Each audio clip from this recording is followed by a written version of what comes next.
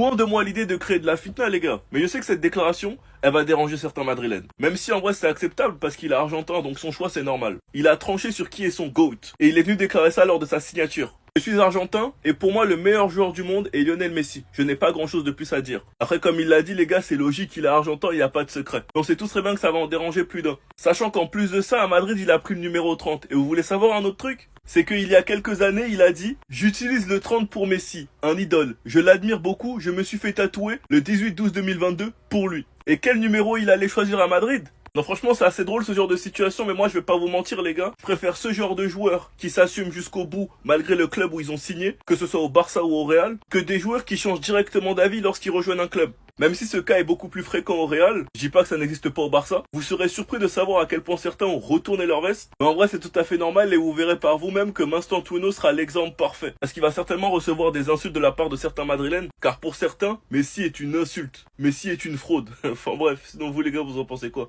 Comme sur Snap on s'ennuie.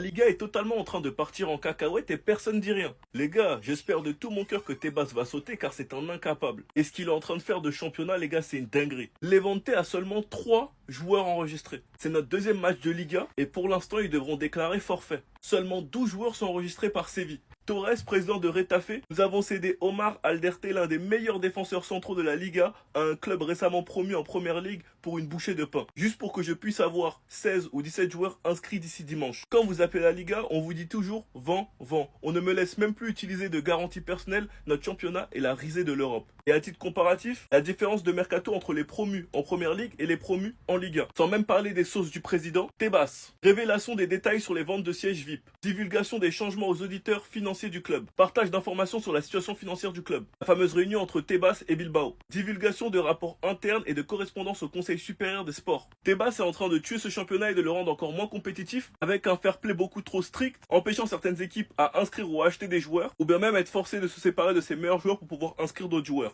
Sans parler de l'arbitrage en Liga, sans parler de ses nombreuses déclarations honteuses, et sans même parler du fait qu'il n'y a pas de goal line en Liga. Tebas est en train de tuer ce championnat. Et comme là c'est pas que le Barça qui souffre, j'espère que vous allez ouvrir les yeux. Sinon vous les gars vous en pensez quoi? Ramenez-nous sur Snap, on s'ennuie.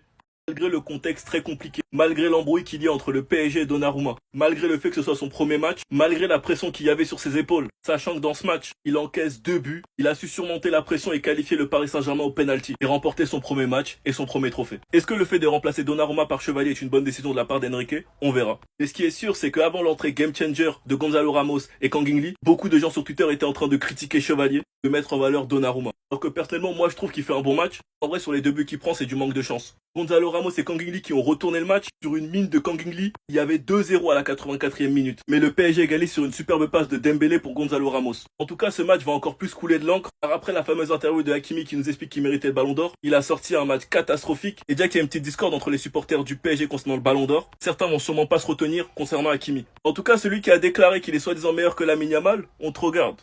On te regarde. Quand les matchs sont chauds, que le PSG n'a pas la maîtrise et que tu dois faire les différences tout seul, il a même pas réussi à aligner un dribble. En plus de ça, il est sorti en boudin. La saison va être longue et toi on va pas te lâcher. Monsieur, je suis soi-disant meilleur que Lamine Yamal. Enfin bref, sinon vous les gars, vous en pensez quoi? Ramenez sur ta pensée, on s'ennuie.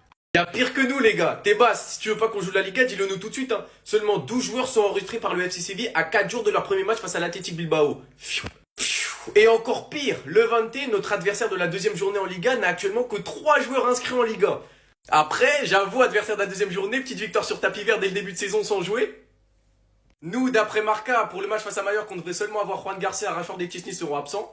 Normalement, je dis bien normalement parce que je connais mon club, le Barça devrait inscrire Juan Garcia aujourd'hui puisqu'hier la Liga a approuvé le rapport médical longue durée là de Ter Stegen. Juan Garcia s'est d'ailleurs exprimé s'il avait eu beaucoup de difficultés avec le processus d'inscription, est-ce qu'il savait que ça allait être retardé et tout. Il a dit je n'ai pas souffert finalement lorsque j'ai signé le contrat, je savais ce qui allait se passer, j'étais prêt à l'affronter sereinement, je suis resté calme tout ce temps et je le suis toujours. Il me rassure, tout ira bien et j'ai confiance en eux. Donc normalement ça devrait le faire, mais pourquoi il n'y a qu'en Espagne qu'il y a ce problème? En France, en Angleterre, en Italie, en Allemagne, j'ai jamais entendu de problème d'inscription. Quand c'est la Liga Tebas, bizarrement, après moi je relate juste des faits, t'as vu, j'invente pas. Dites-moi vous en pensez en commentaire les gars, c'est pas vous abonner, vous êtes des bons, nous on avance. Anniversaire. C'est votre anniversaire aujourd'hui, vous nous informez pas pourquoi. Pourquoi vous nous avez pas informé? On aurait pris un gâteau, on aurait pris, je sais pas, gâteau, bougie, tout ce que tu veux. Même moi, j'allais préparer un cadeau pour vous. Joyeux anniversaire. Ça, c'est un moment historique, un moment légendaire. Se fait taper 8-2 dans un match de Ligue des Champions. En 4K.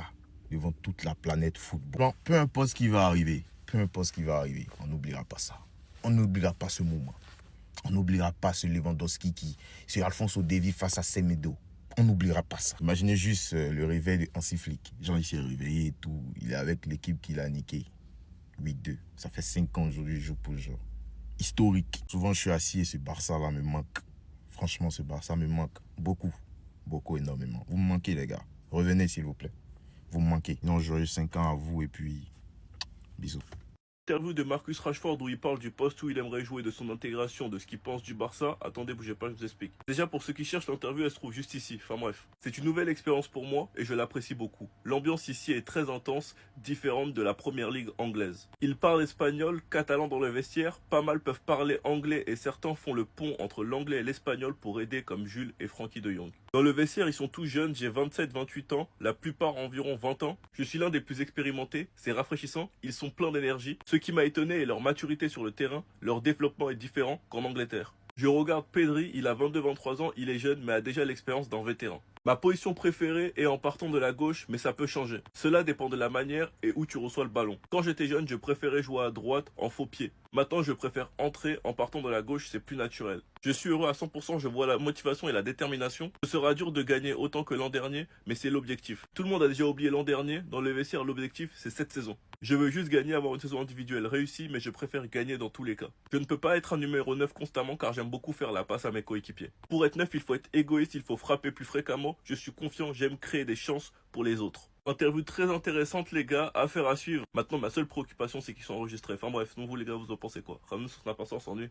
Même si je n'aime pas la manière parce qu'on passe pour un club brouillon, l'essentiel c'est qu'ils soient enregistrés. Yohan Garcia sera bien enregistré, communiqué officiel du club, attendez bougez pas je vous explique. Le FC Barcelone informe que la commission médicale de la Liga a jugé que la blessure du joueur Marc-André Ter Stegen répond aux critères à long terme établis par la réglementation en vigueur. Le club procédera demain à la formalisation immédiate de l'inscription de Yohan Garcia. Donc au moins ça c'est une bonne nouvelle, même si comme je vous le dis les gars, je me pose des questions, que serait-il passé si Ter Stegen ne s'était pas blessé? On allait faire comment?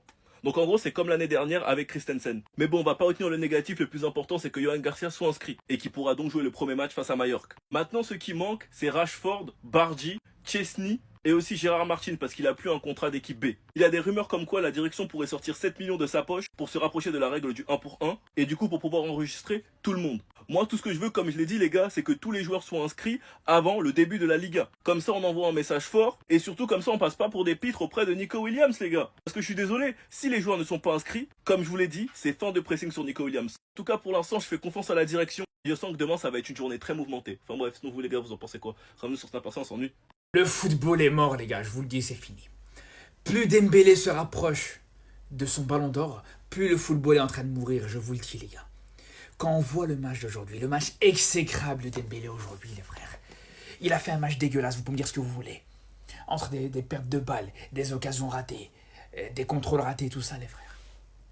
Personne peut venir nous regarder dans les yeux et dire ouais Dembélé il a été monstrueux aujourd'hui les gars. Personne peut venir nous dire que Dembélé aujourd'hui il a fait un match de ballon d'or. C'est aussi simple que ça les gars. Et malgré ça il a fini homme du match. Et malgré ça tout le monde est en train de parler de Dembélé comme s'il t'avait fait un match de fou. Malgré ça tout le monde te parle du match de Dembélé comme si t'as fait une masterclass les gars. C'est pas pour devenir fou ça s'il vous plaît. Alors ok bravo, il te met une passe D magnifique. Le centre qu'il met pour Ramos pour l'égalisation, bravo à lui, y a pas de problème les gars. Mais ça n'empêche pas qu'on a des yeux. Ça n'empêche pas qu'on a vu, les gars, et on a constaté. Et je vous le dis, les gars, je préfère que Yamal ne prenne jamais un ballon d'or de sa vie. Plutôt que d'être content pour un match où Yamal, il te met une vieille passe D en fin de match alors qu'il est exécrable pendant 90 minutes. Comme ça, vous savez, les gars.